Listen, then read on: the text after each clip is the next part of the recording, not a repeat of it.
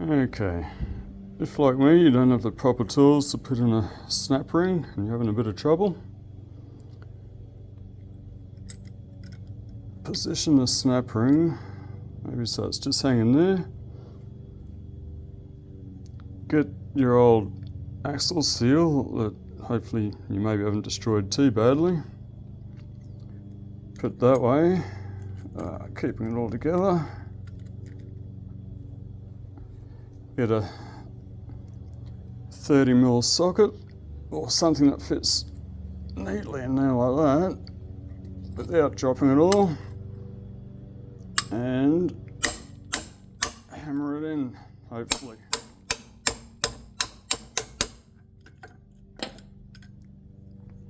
With a bit of luck, it's halfway there, just a little bit further.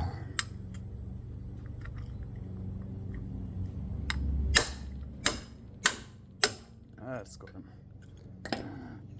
There you go. And then, just make sure it's all the way home.